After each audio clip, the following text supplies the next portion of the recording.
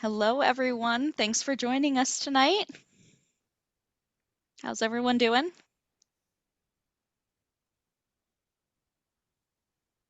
Very good. I see some thumbs ups. All right, so we are going to go ahead and get started. I really appreciate you joining us for tonight's Watershed stakeholder meeting. Tonight, we are going to be doing a kind of combined strategy session to really take a deep dive at the watershed characterization results that will feed into the watershed management plans, and also talk through and brainstorm about the watershed goals and objectives for the plans. So really looking forward to getting your input tonight and excited to get started. All right. Here is an overview of our agenda for tonight. So we're going to start with some introductions of the project team and the City of Gaithersburg Environmental Services Division. Then we will get into an overview of the watershed characterization, which is kind of an inventory and assessment of current results and the current results of all of our restoration efforts and where things are in the watersheds now. Then we'll get into an overview of some of the regulatory and programmatic conditions, what's happening in the codes and ordinances of the watershed from a jurisdiction and municipal perspective. Next on our agenda, we will move over from the presentation to ArcGIS, and we'll look at some of the data sets from all kinds of sources, federal, county, and local data sources, for all of the data that went into the watershed characterization and formed the basis for the goals and objectives. So during this activity, you'll be able to request to look at a location. So if you want to check out your yard or your local park, you'll be able to do that. So that will be a fun way to kind of get a glance into the back end of this work. Next on our agenda will be to kind of come off mute or engage in the chat box to talk through a group discussion. We're going to present some draft goals and objectives, but we want your additions. We want to change them. We want to add to them to make sure that they reflect your priorities. So we will review some ideas and gather your ideas and pick back up with those in February for our next event, which is how we'll close tonight, talking a little bit about what's coming up next. So there's an overview. Let's get into introductions. So for those of you who have been to meetings before, you'll know me already, but for those of you who are new, my name is Jordan Fox, and I am a GIS analyst and research specialist for the Center for Watershed Protection, which is a 501c3 nonprofit organization that provides technical services to local governments and watershed steward entities across the US. I've been with the organization for coming up on 10 years now, and I have the pleasure of managing this project for the City of Gaithersburg. Next, I'll turn it over to my colleague Katie to introduce herself. Hi, all. I'm Katie Evers. I am a training coordinator for the center, and I've been here for just over a year. And I help with community outreach for the watershed plans. Thanks. And then next, I'll turn it over to my colleague Julie to introduce herself. Hello, thanks for joining us tonight.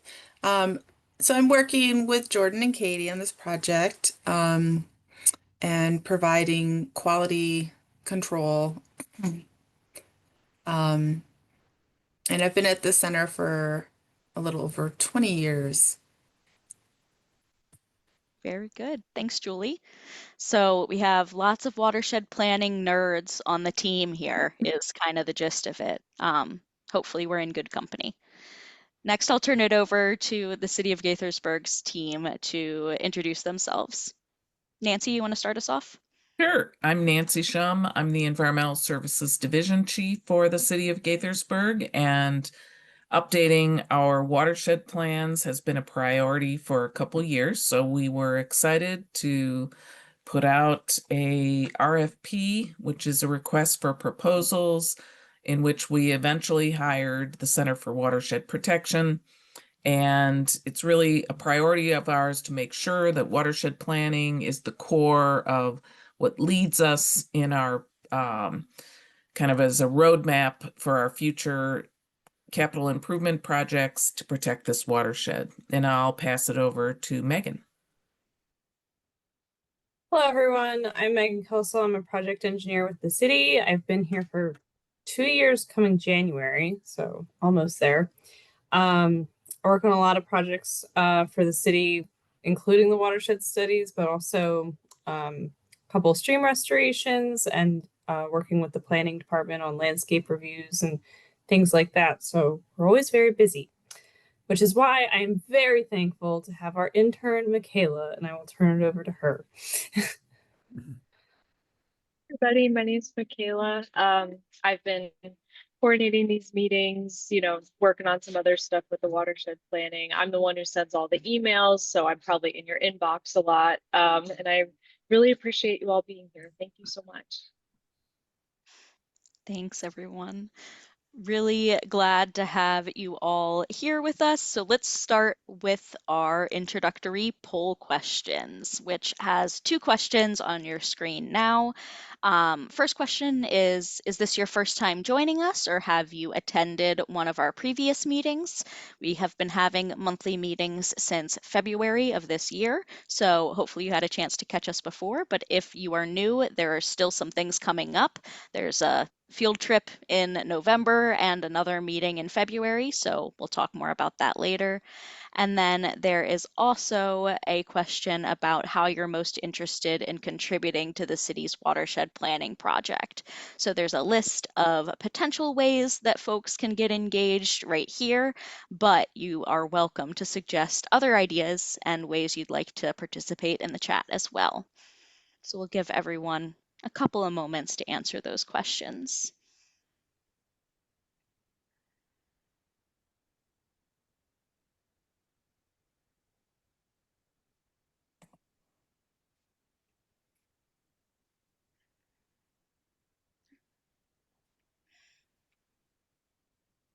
Katie, when most folks have submitted responses, you can feel free to close the poll and share the results. Perfect. All right, so we have a lot of repeat attendees, but also some new folks as well, which is fantastic. We have a good number of people interested in all of the different ways to engage. So that's awesome. There's going to be another volunteer stream assessment training early next year, and lots of kind of strategies associated with these ideas to come. So that's great to see. Thanks for answering those questions. All right. So now I'm going to get into an overview of the watershed characterization, which is kind of like just an appraisal of the current conditions and setting the stage for how we have to decide our goals based on where we are now. So that's this is the now piece. The watershed characterization is something called a desktop analysis that uses the most detailed, recent, and relevant data from lots of different sources. And this data comes from reports, like written reports, but it also comes in geographic information systems files or spatial geographic data files, where we can look at data on a map and do analysis to kind of draw spatial conclusions about trends and patterns and things like that. The outputs from this task are going to be some tables, maps, and narrative summaries of all of the different watershed characteristics that will really form the basis of our goals, objectives, and strategies for the watershed management plans.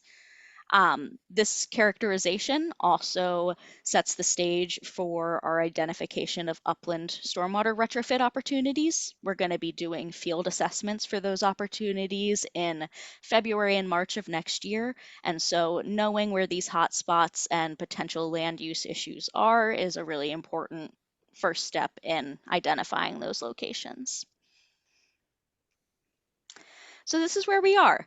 We are in the Assess Watershed Issues and Health of Water section of the watershed planning process.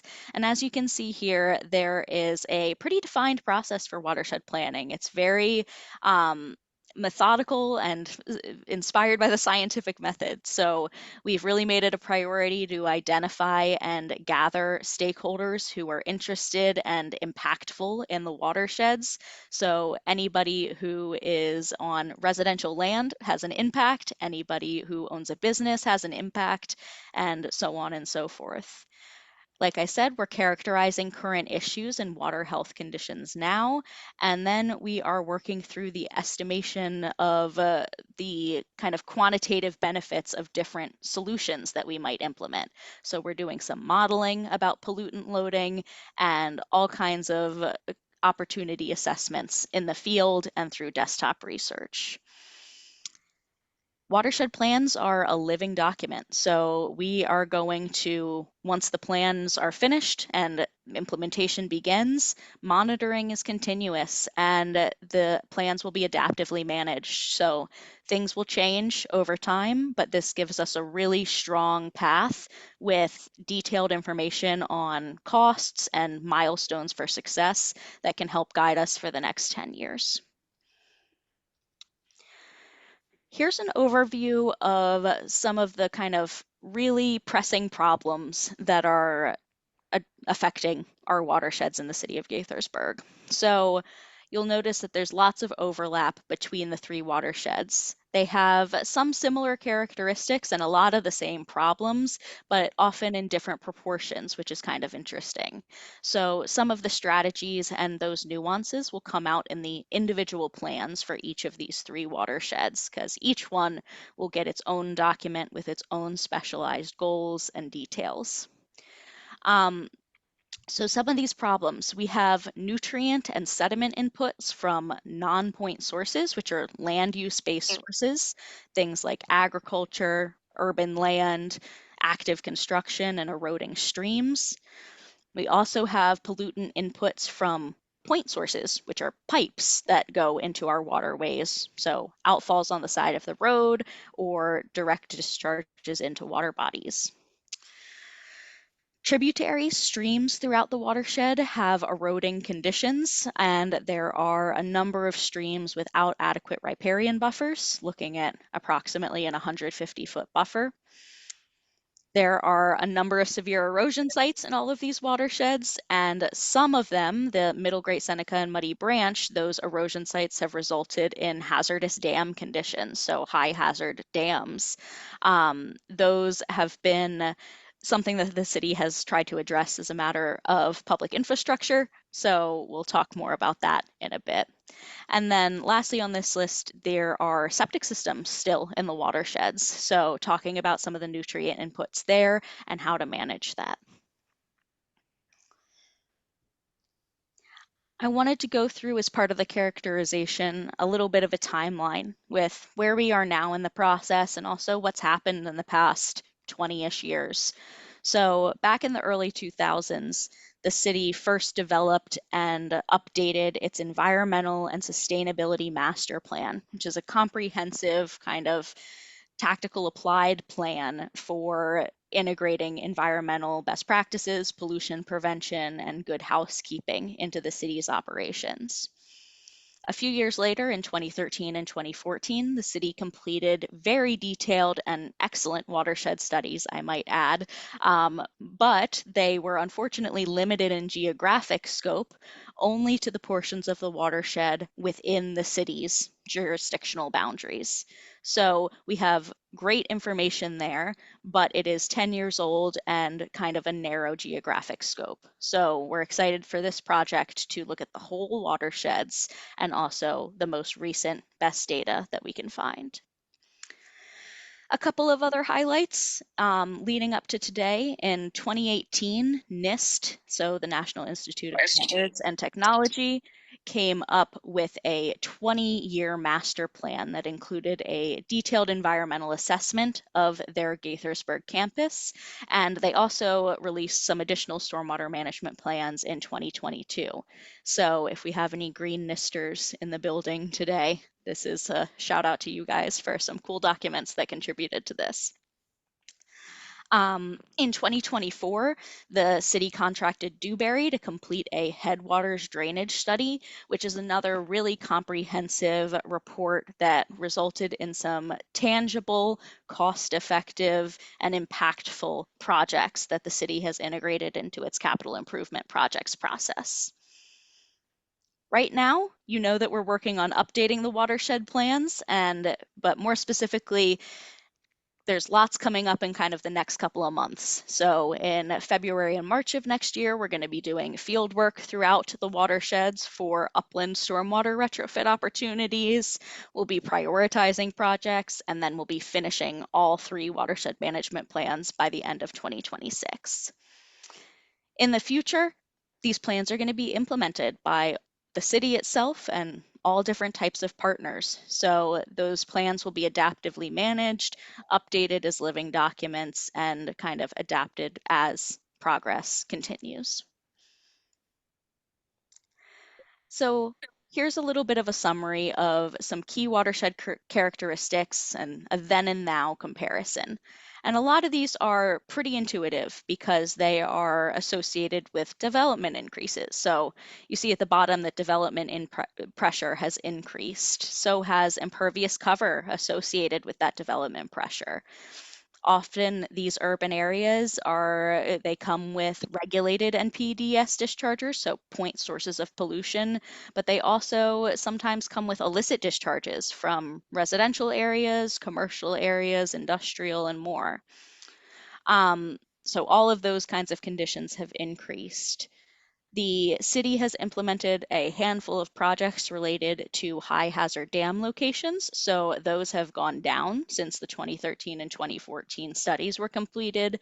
And the implementation of stormwater management BMPs has gone up pretty considerably since then. So it's been great to kind of see some of that progress mapped and in action through part of this work. A couple more status updates on the 2013-2014 studies. So those studies had some tangible recommendations, and we worked with the city to get updates on where we are now. So there were specific stormwater retrofit locations for environmental site design practices identified, a number of which have been completed or wrapped into the city's capital improvement plans projects plan. There have also been a handful of stream restoration opportunities identified. Some of them have been completed, some of them have been tabled based on stakeholder concerns and environmental impact assessments, and some of those stay in the queue for potential opportunities to provide ecosystem uplift in the future. Another recommendation was to work with commercial parcels. So really targeting pollution prevention practices and good housekeeping in motor shops and public works facilities or state highway administration facilities, and making sure that we're doing our due diligence to minimize pollution wherever possible.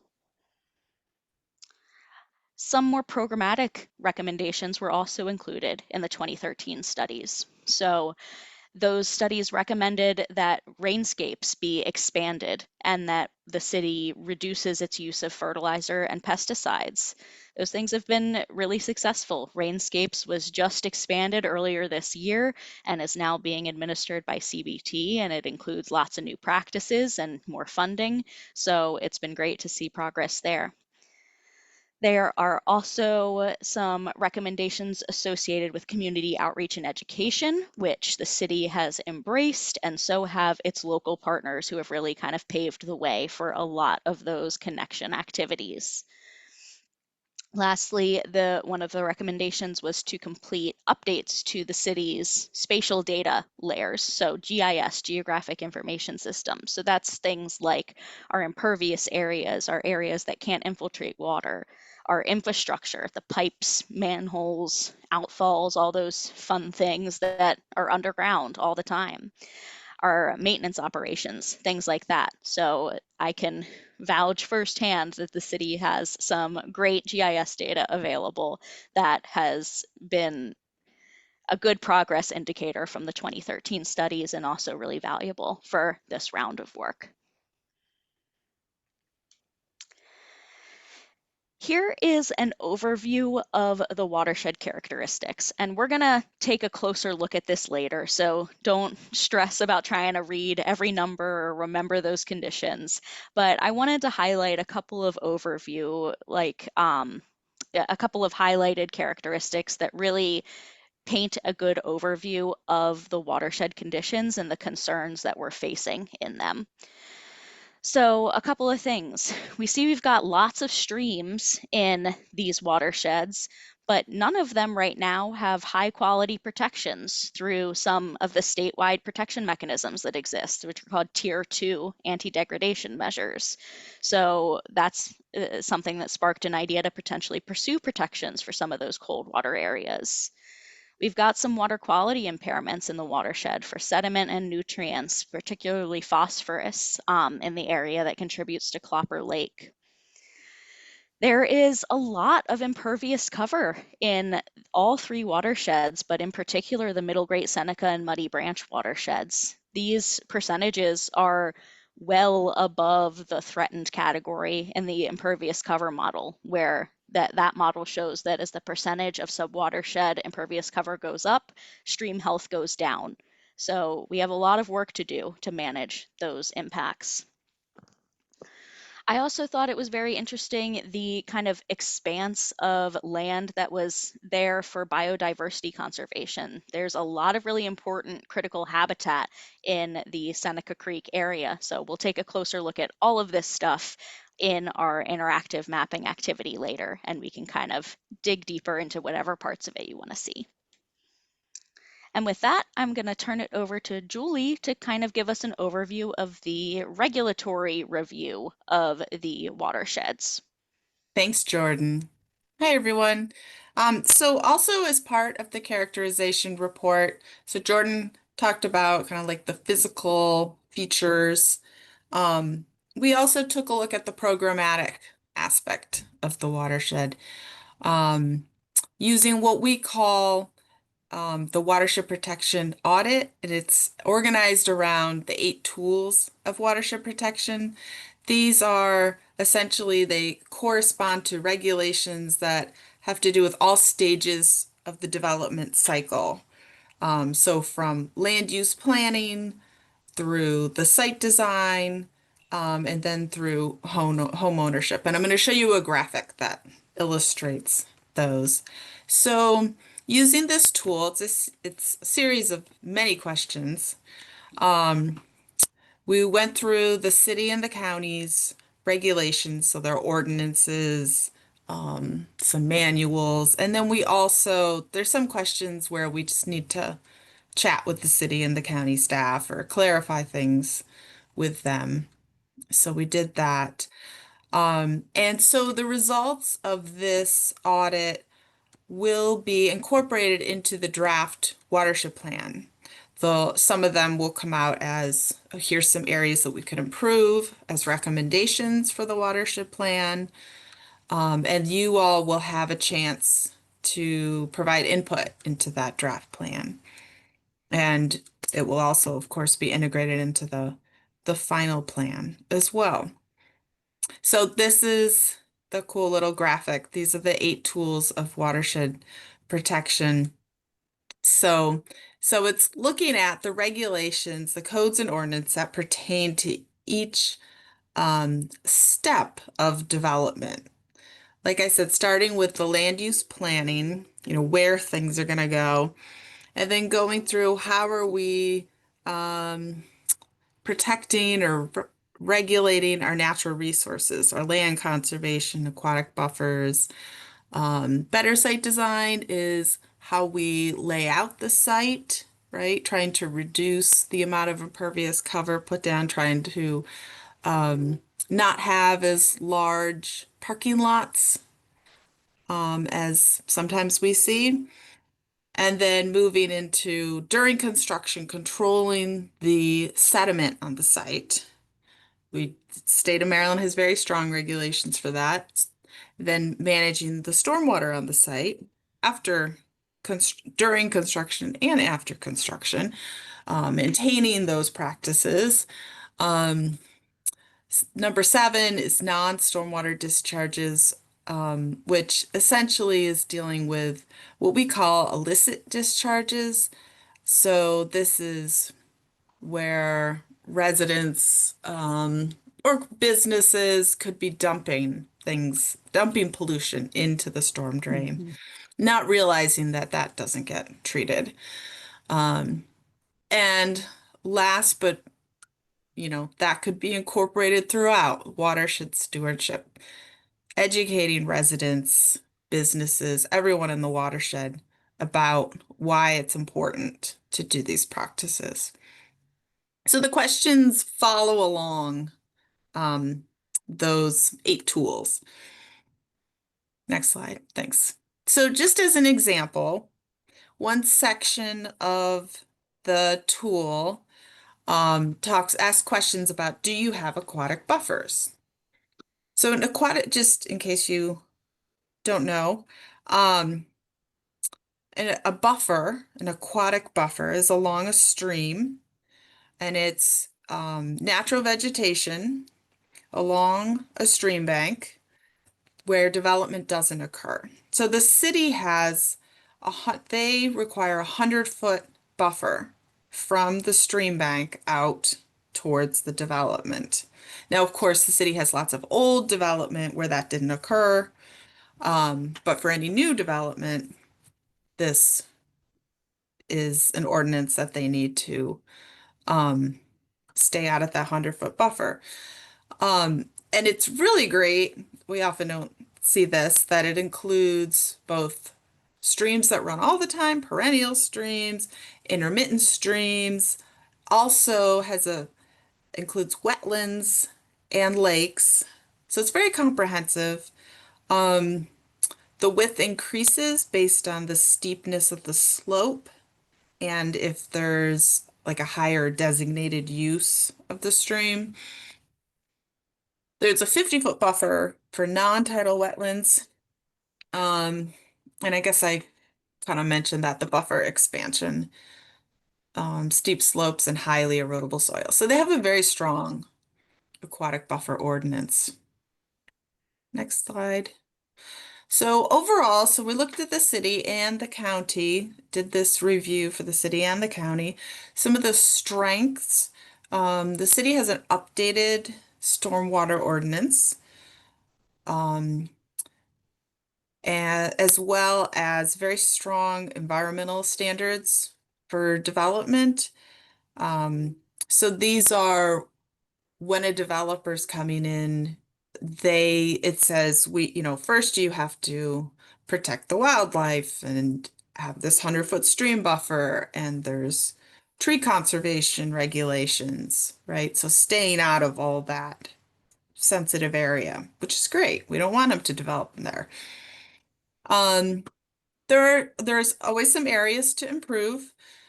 One of those are increasing education and outreach on illicit discharges, on dumping material into the storm drain system. The city has some new regulations around that, so to continuing to implement those regulations is an area to improve, and as well as for environmental service providers having additional certifications such as a road salt applicator, herbicide, pesticide. Oh, those are for those service providers. Having additional certifications about like properly applying salt in the winter, not over applying, those types of things. So those will be integrated into the report, but that's just a little overview. Thanks so much, Julie. Yeah, it was really cool to see some of the results of the audit come through. And we expected, like, the state of Maryland largely has really protective codes and ordinances. But to see Montgomery County and the city kind of going above and beyond in certain areas was great. And we're here to kind of give them ideas and strategies to take that even further to protect the drinking water source that's downstream and that kind of powers the whole city's watersheds as well. All right, so now this is the fun part for me where we hopefully become a little less formal and it becomes a little bit more of a conversation and we just get to kind of look at some data and maps together. So I want to take another quick look at this. These are the categories where we can pretty much look at GIS data related to any of these, and I'm gonna switch my screen share and switch over to some maps here. But while I do that, I would encourage you all to, if you have any like priorities, things you're really interested in looking at, I'd love to hear kind of what piques your interest. What kind of data would you like to look at from this list? Feel free to come off mute or respond in the chat. And Katie, maybe if you can help me with communicating chat responses. Thanks.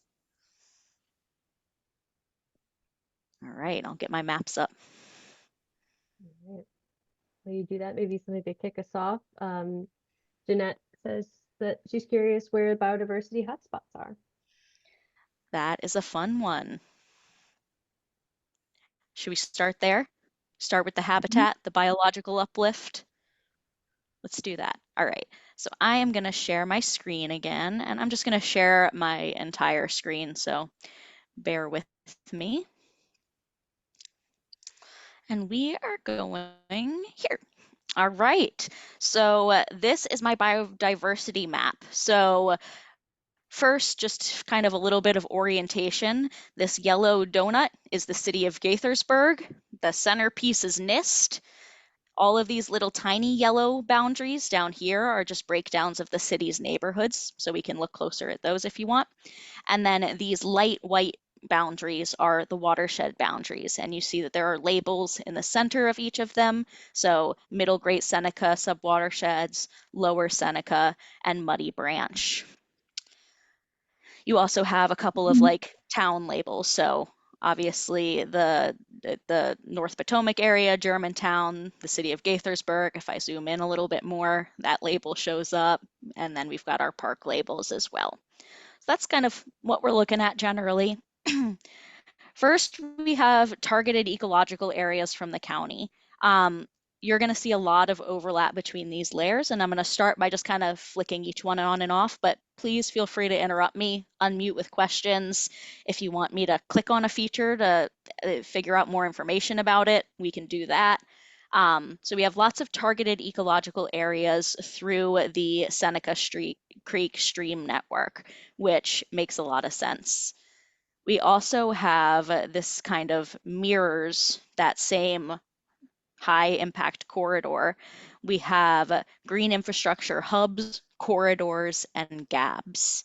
So hubs are really connected areas of green infrastructure, so upland or wetland areas. Corridors are like hallways between patches of forest, and then gaps are areas where replanting could happen in a perfect world to kind of reconnect those hubs together.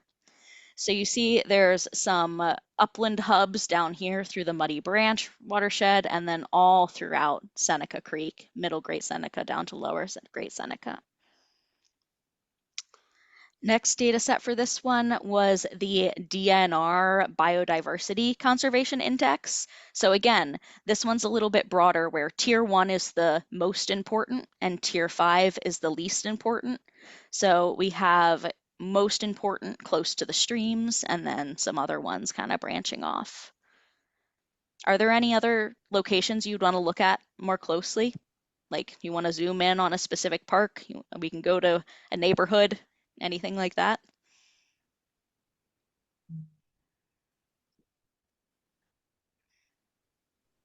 So in the chat, we said, what's in Gaithersburg? Lots of stuff's in Gaithersburg. So we have, I'm going to turn off the pop-ups for this one so that we can click. So we have, oops. All right, so that BioNet feature, we have some areas that are significant for biodiversity conservation. Malcolm King Park is one of these areas. We have Victory Farm Park, another one of these important areas, and the areas around Lake Whetstone and some of these other dammed creeks around, like Clopper Lake, which is almost in the city of Gaithersburg, Diamond Farms Park. So there's a good number of significant conservation areas here. Also in the chat, Jeanette asked, is it true that Cino Canal is the most biodiverse national park because it's in our watershed? I don't know if you have an answer to that one, but Oh I man, thought that I was a don't great know point, that. Jeanette. I'm gonna get back to you. Next meeting, I'll have an answer for you on that. Um, and then another cool layer, this is kind of a score-based index of the value for biodiversity potential and wildlife habitat. So one thing I wanted to point out here, and this is such a good example of it, is like one big piece of watershed planning and analyzing this data is looking at different sources and kind of triangulating based on these different sources the most important areas and the areas that multiple different methods and entities want to prioritize, you know? All right, what's next? We got lots of maps to look at. We could look at land use conditions, land protections. That's kind of related to biodiversity.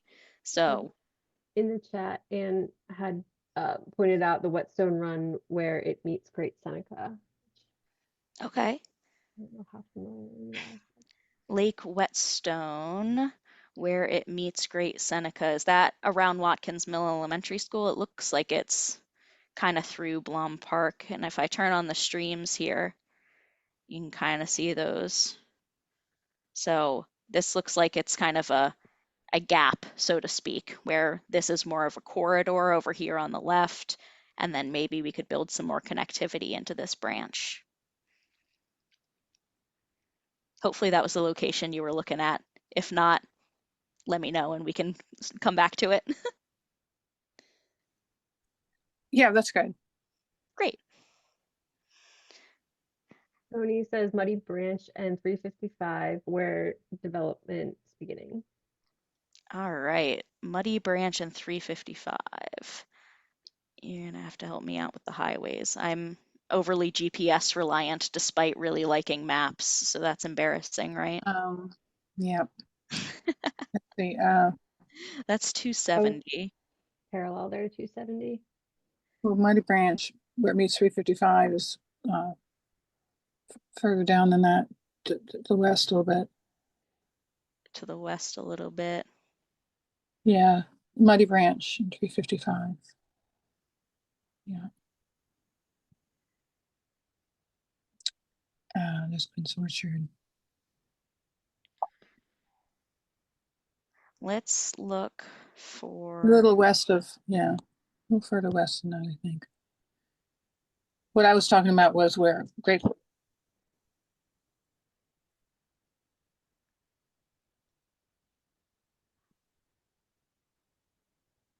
I don't know I think where. you have to go east I think is by it Shady Grove Road. I mean, before you get to Shady Grove and Walnut Hill. Here we go. look for It's right on the edge of somewhere here. 355 is that? Yeah, 355 is east of 270. Yeah. Shady Grove Road is here.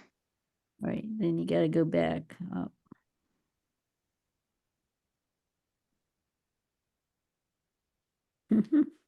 There's 370. Frederick Road right there, right? Mm-hmm. There you go. There we go. Yay. Listen, I needed the teamwork. Thank you all so much. So yeah, we've got some lower tier areas, but still with some potential around these stream buffers. But as you can see kind of from the road network, and if I turn this layer off, there's a lot of development here. These are people's houses. This is where the stream kind of used to run through, and it's kind of in roadside ditches at this point. So not a ton of potential for uplift there, at least according to that data set. And again, kind of some area of opportunity upstream and downstream. Yeah. Nothing there and nothing there. So yeah, that's that location. Okay. What do you want to look at next? Anything else in the chat, Katie?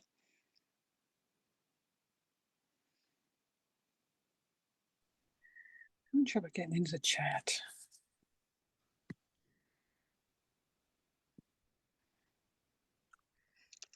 I figure protected land is a natural kind of segue.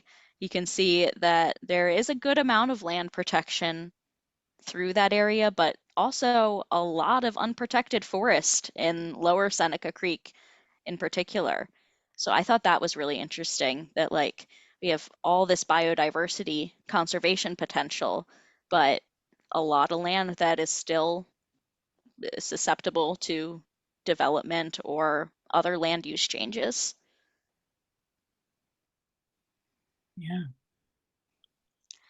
And this is a fun data set. This is from USGS, and they kind of consolidate all different types of protected areas, whether that's a local park or a tribal land from an American Indian tribe.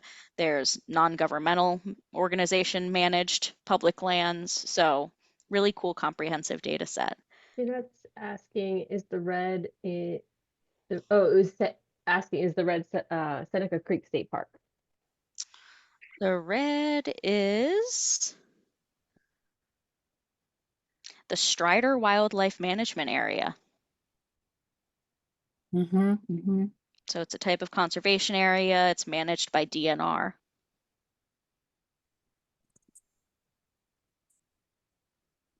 Any other questions about these features? I can click on any of them. Looking a little closer at the city if you want. Some protected areas around Muddy Branch. If I turn on streams. Lots of good protection around streams up here in the middle Great Seneca. Anne is asking, the Muddy Branch and Seneca protected areas, do they meet? Do the Muddy Branch and Seneca Creek protected areas like come together? Yeah. That's a good question. Doesn't look like they fully connect as like one full corridor. It's kind of spotty. It is. All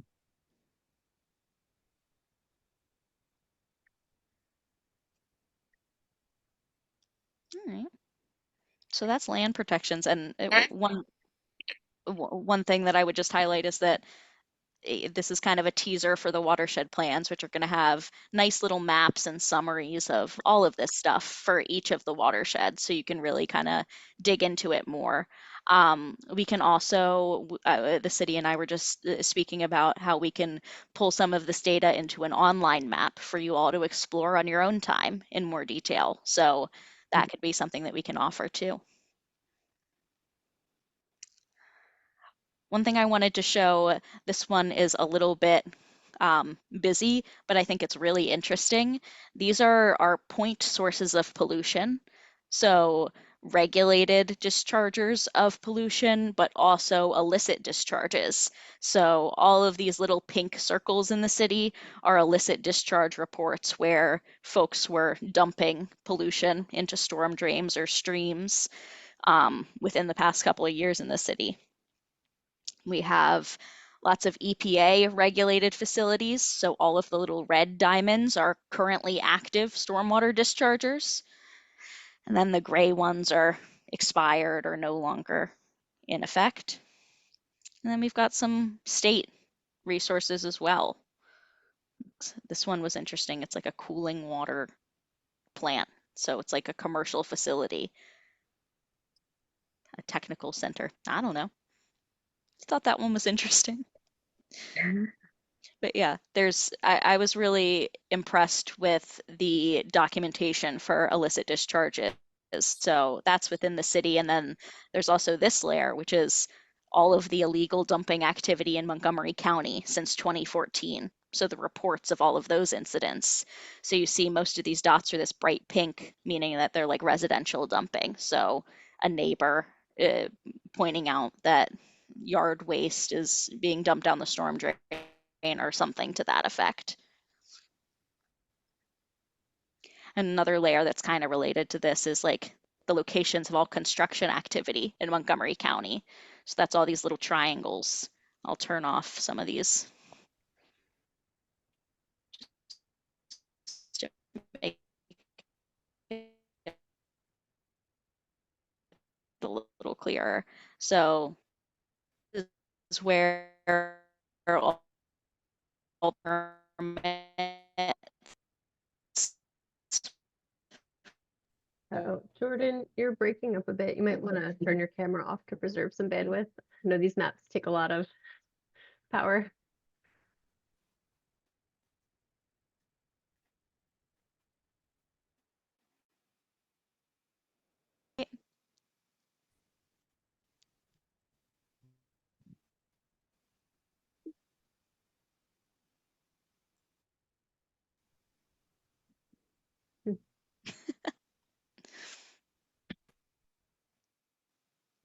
Yep, we've got you back.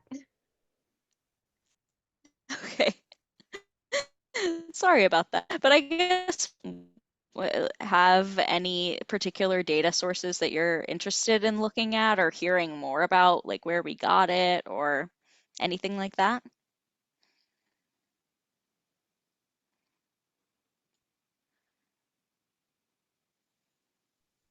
It also, you can just, if you have any thoughts or questions, now is a good time too before we transition.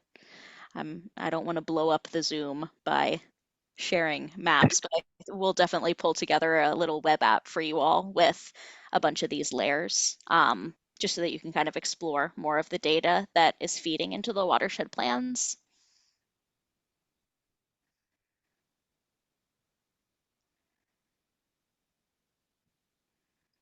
All right.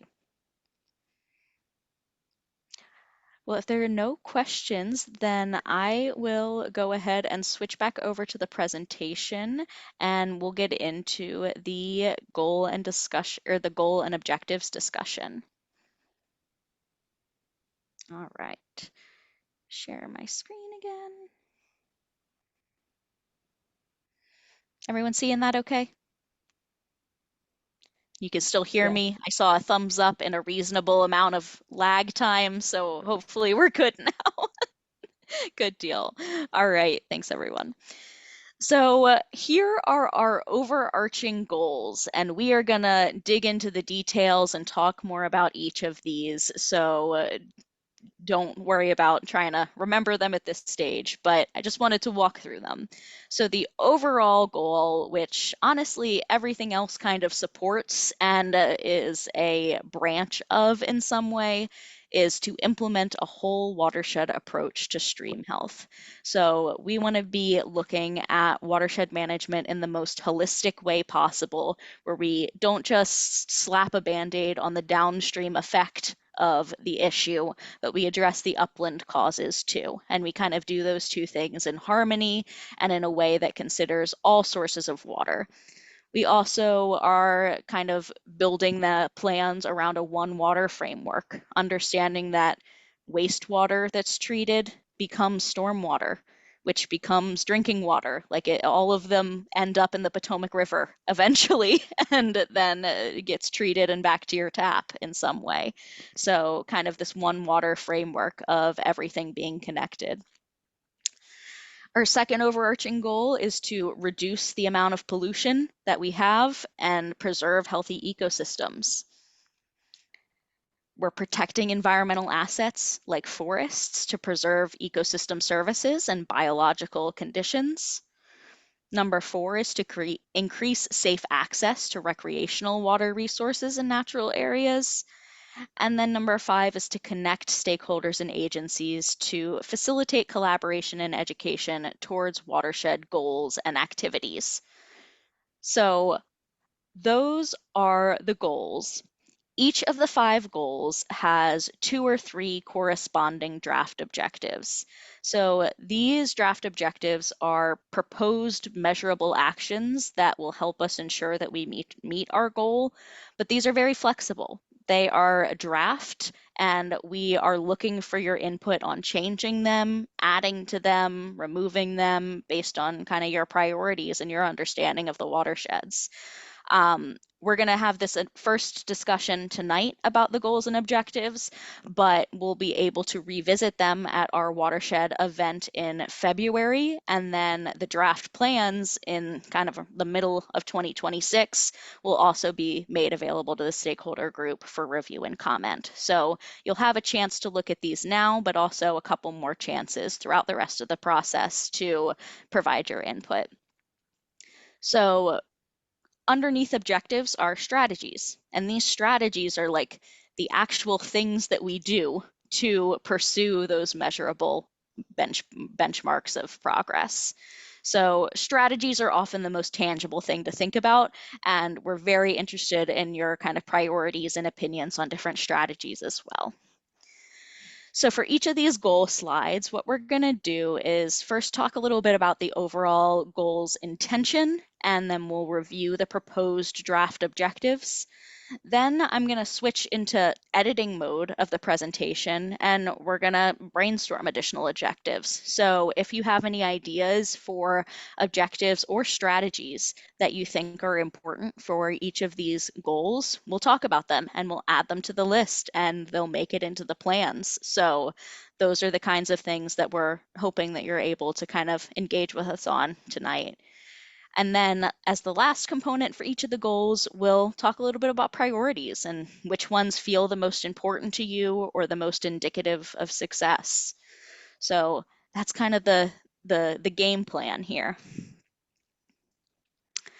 I wanted to highlight a couple of strategies to help with kind of tangibly understanding how these goals and objectives get implemented, just to kind of put it into the real world a little bit. So we have lots of different strategies that help us achieve our goals of protecting natural lands, minimizing pollution, connecting stakeholders, etc.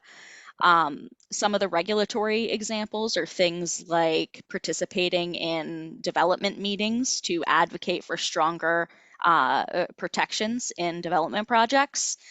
There are ordinances that can be strengthened related to different components, and there are also certifications that could be pursued for different types of contracted activities throughout the city.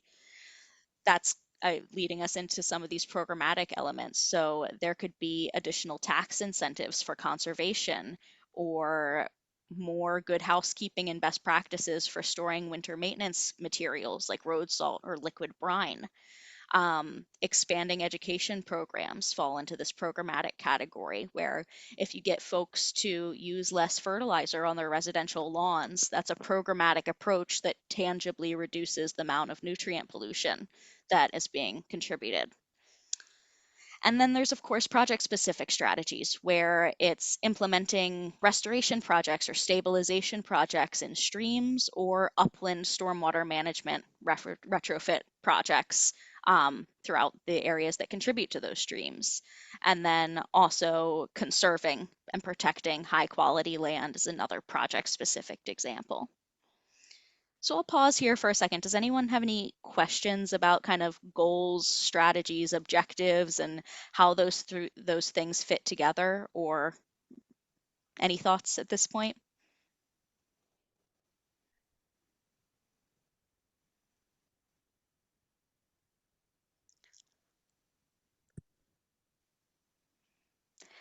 One of our meeting trainings was to be comfortable in silence and give people the opportunity to speak. That's always the hardest part for me, is to just give people a moment, right? But yeah, so we'll come back to these strategies, but honestly, think of this portion of the meeting as a conversation. If you have a question, if you Get to chat. emphasize something, just start speaking and we'll talk about it. So these are our goals. Let's get into the brainstorming. So I'm moving into editing mode. Hopefully you can all still see these slides okay, but I want to be able to add text. If you have additional ideas, we're going to just add those ideas right here onto the screen together. So the first goal, and the honestly kind of the most important goal, or overarching goal maybe I should say, is to implement a whole watershed approach to stream health. So the first way to do that is to reduce non-point source pollution. So pollution from land use based sources like agriculture, urban lands, active development, etc. The next proposed way we have to do that is to expand monitoring efforts and then adaptively manage and change our strategies based on what's working. So, what else do you think is a measure of success for holistically managing streams? Or what's important to you here for this goal?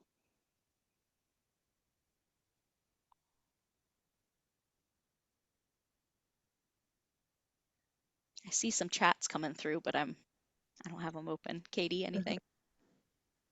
Uh, Nothing related yet, just some folks saying goodbye. Oh, nice. Okay. Oh, here we go. Jeanette says more upland practices, fewer stream restorations. And then Anne mentions people implementing on large drive basis. Say that part again.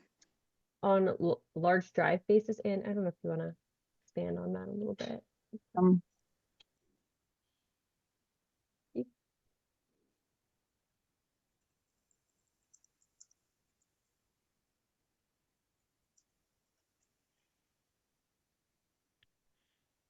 Oh, and saying large numbers of people participating. Yeah, getting Oh, more people involved.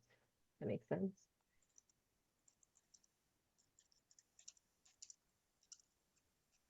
And great. then we also have protections of riparian buffer, either expanding the buffer or improving it. Trees instead of mowed lawn, which I love. Yes, and Jeanette chimes in large numbers of people knowing what a watershed is. It's super important, right? That's Yeah, what I worry about, that the message doesn't get to the people that are actually applying pollutants and so on. Do you know what I mean?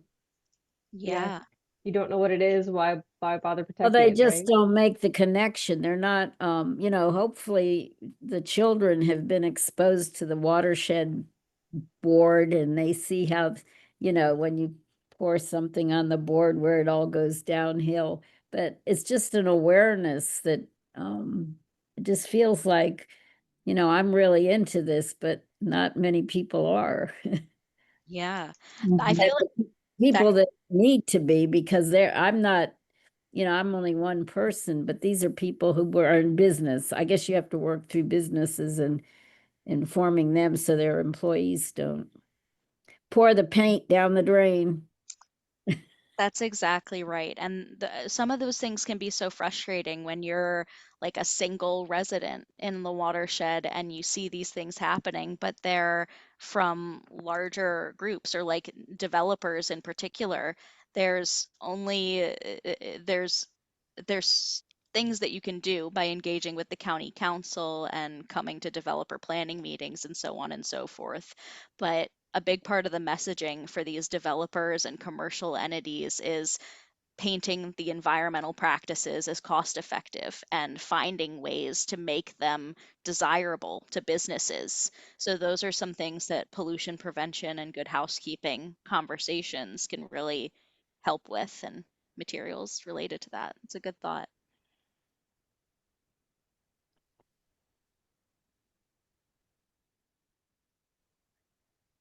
Any other thoughts on the whole watershed approach? And we'll certainly, everything kind of ties back to that, so we can, any other ideas you have, feel free to keep them coming.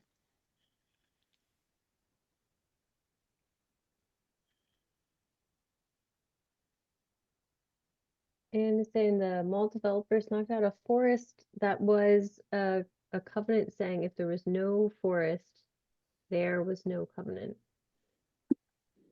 Huh. Oh, like a conservation easement, and they're saying the easement doesn't exist if I take out the forest that the easement was Oh my protecting. gosh. So let's Yeah. say enforcement of conservation easements. That's crazy. Yeah. Ugh. But that's Mm. a perfect example of like i- we need to know firsthand what you all are seeing, you know? So that's a great catch.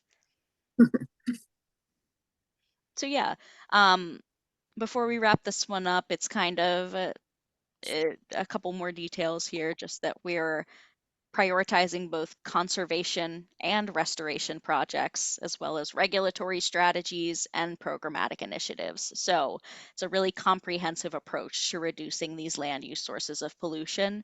And also, the expansion of monitoring efforts is designed to help us change the way we do things based on the results we're seeing. So if things aren't working, we want to do them differently moving forward. The next goal is reducing pollutants for healthy ecosystems.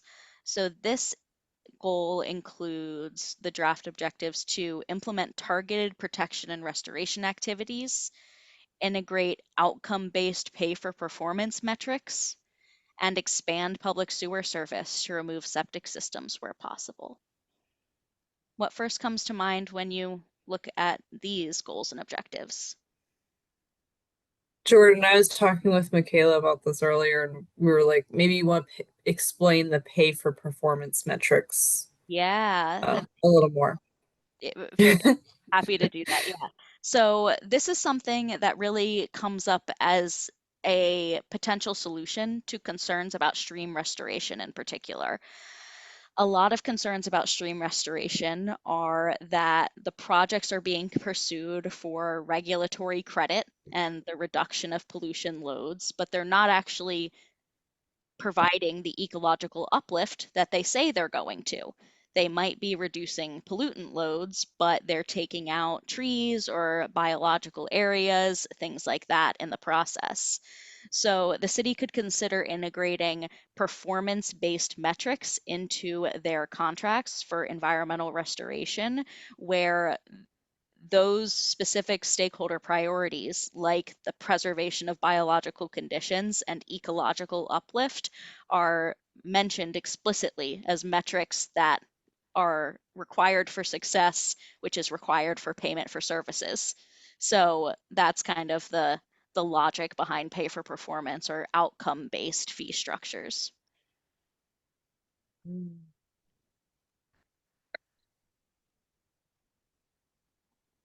I think And, monitoring is also like, how are you supposed to prove that you've reduced pollutants if you haven't been monitoring to, and like before and after projects or policies to show that your policies are working? Yeah, Right. that's a great addition. And you'll notice that a lot of the objectives and strategies that we're going to talk about might apply to multiple goals. And that's to be expected and honestly kind of ideal. Like we want to be able to kill multiple birds with one stone, if you know what well, no bird killing, don't worry. feed But 2 puppies with 1 bowl. There you oh, go. I love that. There you go. Okay. Much better, Katie. Thank you. Um, Earlier in the chat, Nancy had mentioned using watershed plans as a roadmap for decision making, which is, a little meta because that's what we're doing, right? But very valid. And Michaela also mentioned, sorry, I'll give you a chance to type. No, yeah, you're good. Yeah, what I'm saying is that actually use it. So after you Ah, create it, keep using it as a guidance document for decision making. And we're not doing, standard stream restorations anymore, or not standard stream restorations, but we're not just going in and clear cutting. And, because we are such an urban environment, it really requires different expectations and different treatments to stabilize the stream. So our goal in doing any kind of stream work is really about stabilization and protection from the impacts of, human encroachment, that some of it which can't be controlled and is already in place. hmm. Mm-hmm, mm-hmm. Right. And now I Yeah. think also one of the pollutants that people are thinking about is heat. Mhm. Like we're Temperature. expecting to have to regulate heat more in our streams, which is I think the reason it hasn't come out sooner is because it's hard to do and they're trying to figure out what is effective. Um, but that might be a pollutant we have to Switching add and start measuring. slightly.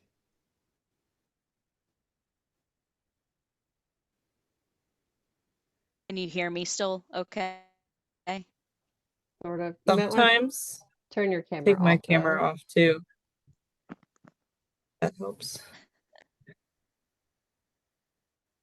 I'll turn my camera off. How about now? You're A good. little bit better?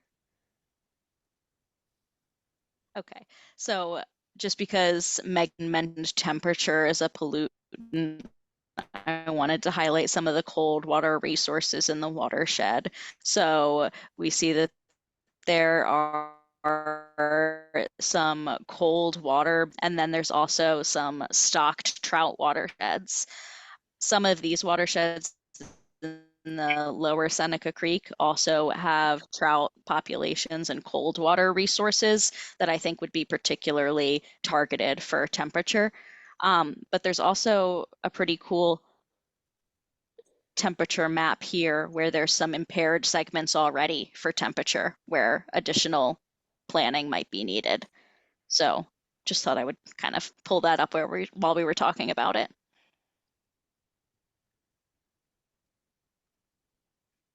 Yeah, and on that note, Anne mentions better fish counts can help heat issues. Yeah. Mm-hmm. And then a little earlier as well, Michaela added increasing or improving upon wildlife corridors through meadows, pollinator gardens, etc. Yeah. Perfect. Great additions. All right. So that kind of leads us into our next goal, which is protecting environmental assets to preserve ecosystem services. So preserving and enhancing existing tracks, pursuing protections for high quality streams, so those cold water resources that don't already have protections, trying to get some extra regulations in place, and then promoting conservation easements, both the acquisition and like adherence to those conservation easements and making sure that that land stays in the condition that it was set forth to be in. What comes to mind for this slide?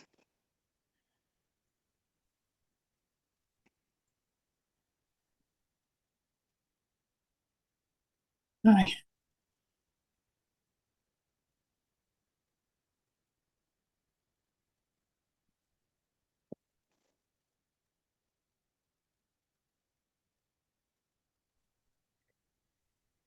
I'm not sure if there's room for it being so urban, but I don't know if there's potential to increase um, land protection, and getting like places that are, let's say, eligible to be protected, getting those property owners interested in actually adding conservation easements to their land. Yeah, definitely.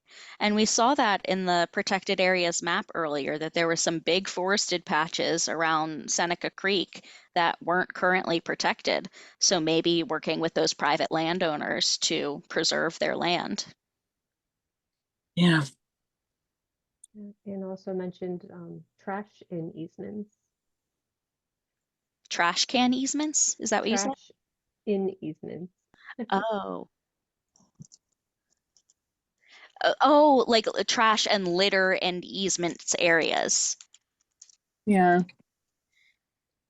Okay, that makes sense. Yeah, like who's maintaining those easement areas?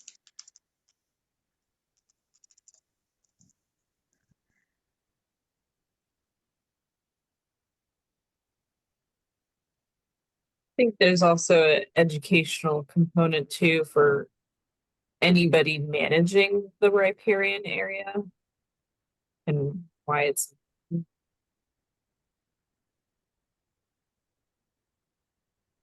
sometimes it's hard to get property owners to come to the table because they're like, it's my property, I can do what I want. Especially with Thanks. agricultural landowners, like you're actively Mhm. taking land out of production by asking them to respect the buffer zone. Um, so that's a good note. I'm gonna have to make my dad angry soon when I move up. Like, we're gonna fence the cows out of the stream. Oh man, yeah, you got to And do it. he's not gonna like it. Yeah.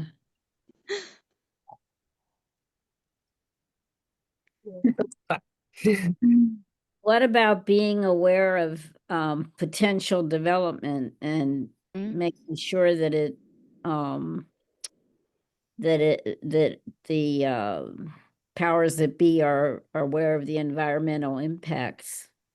Yeah, perfect. That's a great one. Staying on top of plan development activities and participating in the development review process while it's still early enough for your voice to make a difference in the plan. I can't say it like you do, but you got it. No, your idea. I just wordsmithed it a little. There you go. It's a great one.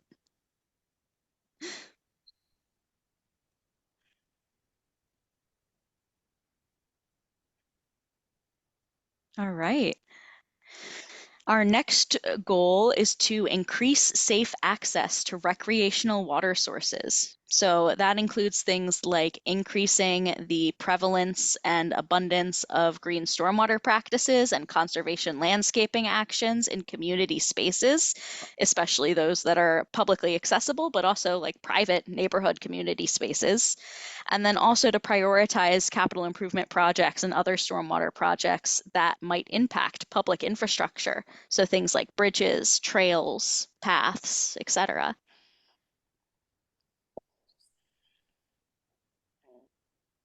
So what else would reflect safety in recreational use of your waters? Is it seeing, like, are there visual indicators in streams that would make it feel safer? Is it more like hazardous Litter. jams? Litter is a good one. Yeah. Yeah, if you see litter in a stream, even if it's, a decently healthy stream, if there's litter, immediately the impression is, oh, that creek's nasty. Yeah. Or like oil sheens. I'm like, those Yeah. Mhm. smells. Smells important. And some of these things can be indicators of illicit discharges. So maybe educating residents to report things like this.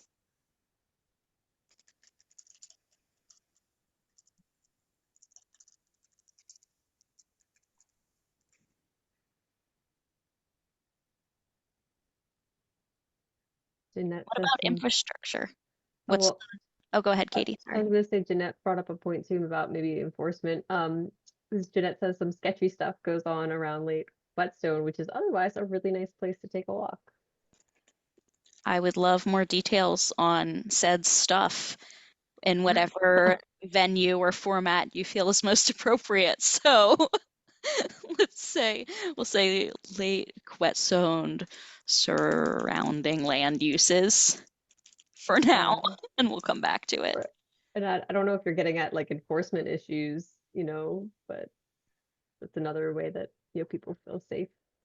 Yeah. Oh, that's a good one. Like knowing the process for enforcement and like restoration if issues exist.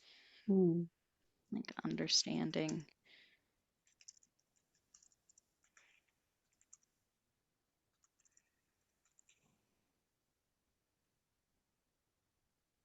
All right.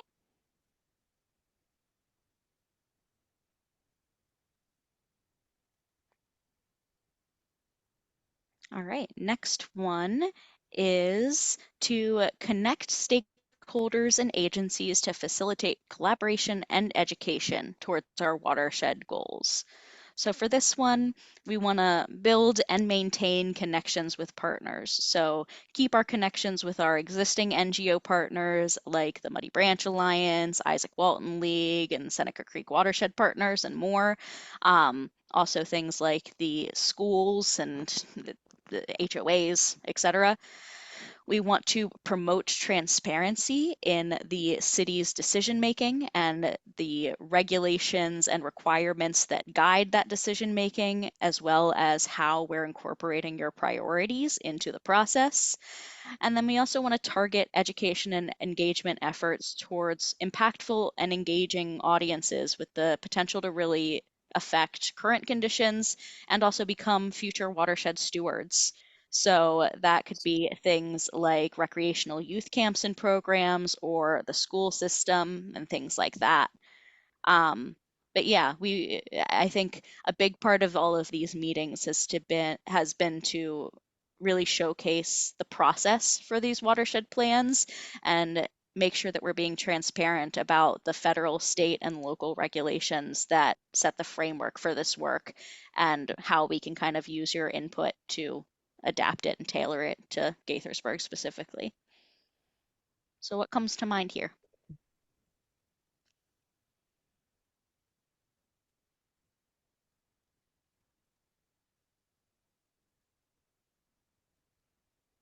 This could be things like, do you have a camp who you know would love to do an environmental event?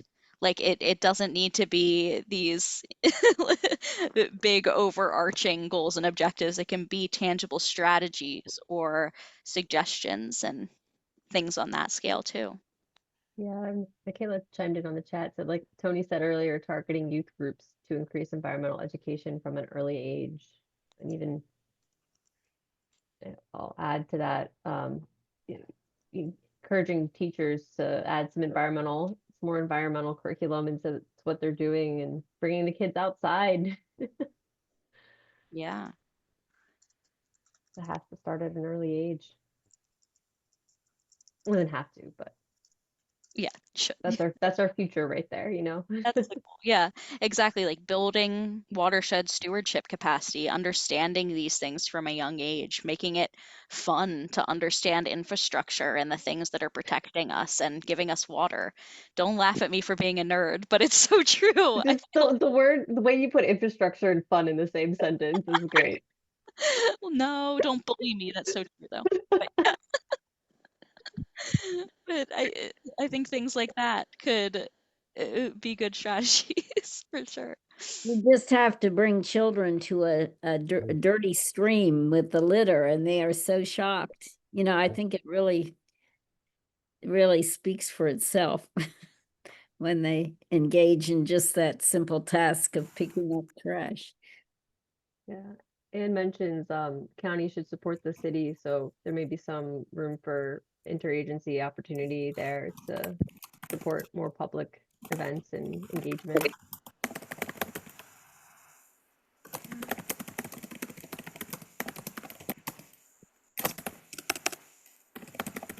Those are great ones, yeah.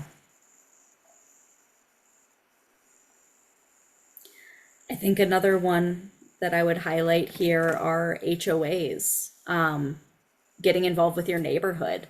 So encouraging your neighbors and HOA to adopt environmental management practices.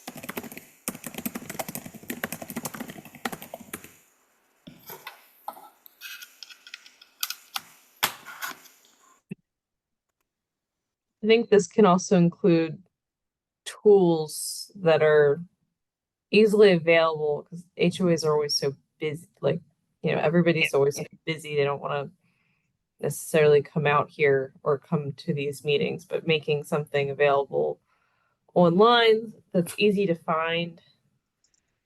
Like I think our Rainscapes program is pretty good for people to be able to reach out at any time and get educational and good stormwater type practices. Yeah. I think creating distributable resources specifically targeted for these audiences with easy, low cost, or cost effective things that they can do to kind of build excitement around these goals would be a great idea. And there's one more comment, and I mentioned, I thought the city had Green Street's HOA city group. Oh, I think I know what you're talking about. Is that the community organization groups that are doing HOA maintenance for neighborhood organizations and HOAs? Is that what you're talking about?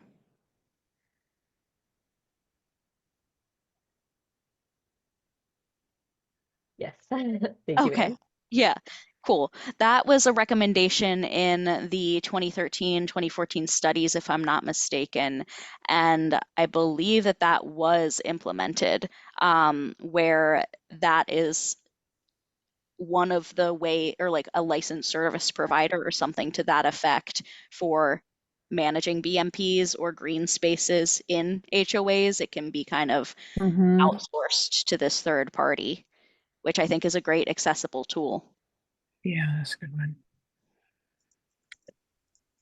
What do you have under transparency?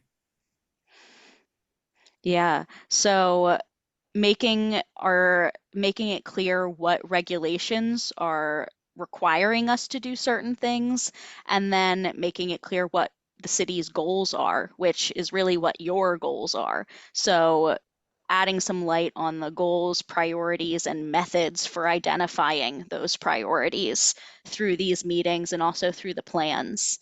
And also being kind of that centerpiece and trusted source for clarification on how all these pieces fit together. So, what is driving us at the national scale, at the state scale, and in our neighborhoods? I think maybe under that too, like just ma making regulations in an easy to understand language. Sometimes the legal speak or like, planning will often refer me to code. I'm like, I hate looking at the code. It's hard to read. Yeah. Just give me plain English, you know. Or also, having it available in multiple languages is another Yeah. work on more too. That's awesome. Yeah, that's a great suggestion. Even this program caught I you have your own language, and so Oh you man. see how residents would not necessarily appreciate exactly what is being said. They wouldn't get the full impact. I have to concentrate. So Yeah, that's a good note. Yeah, the science speak can be a little bit of a double-edged sword where you're wanting to be more transparent and saying how exactly we're making these decisions and what's feeding into it. But it doesn't, the research matters when people understand it and connect with it. So some of that messaging is definitely kind of something to be considered and something that'll come out in the watershed plans, and also potentially if the city creates like a watershed advocacy plan or some continued activities associated with that. I think that would be a good way to kind of immortalize more understandable priorities there.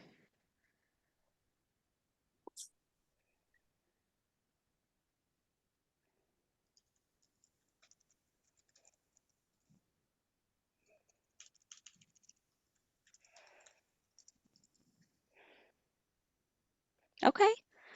Well, that's great. So we have about 5 minutes remaining. I am going to switch back into presentation mode here for a moment, and we have a couple of updates about things in the next couple of months. So first, we are doing field work in February 2026 and March 2026. So if you have additional stormwater problem sites on your radar that you haven't yet shared with us, please do that. Please also sign up to volunteer to walk our streams. We are doing volunteer stream assessments throughout the watersheds.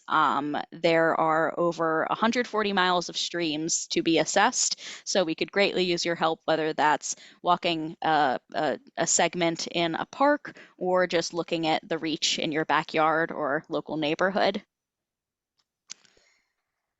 Our next event is going to be on Thursday, November 13th of this year, so just in a couple of weeks at 3 p.m. Eastern Time.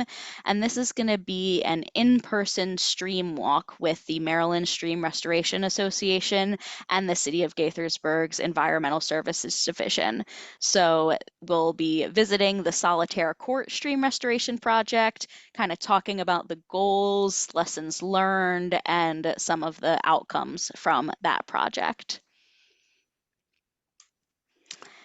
And then there is also another meeting. Our next meeting after the November 13th stream walk will be on Thursday, February 5th, so into the new year. And this is going to be an in-person watershed partner gathering at the Gaithersburg building at 16 South Summit Ave. And we're going to have a bunch of different tables and partners and organizations at this event in person so that you can connect with your neighbors who care about these issues and other watershed champions in the community. We'll have updated goals and objectives, maps of proposed fieldwork sites, and all other types of interactive activities for you to provide input and priorities on the components of the city's watershed plans. We'll also recap our progress in the last year and talk about the plan for wrapping up the watershed plans in 2026. And it'll be very open and conversational. You can ask your questions to our contractors or to city partners or to WSSC or CBT, etc. So we're definitely looking forward to this event and hopefully we'll see you there. With that, I will go ahead and stop sharing my screen, and if there are any kind of final questions or thoughts, I'd be happy to hear them.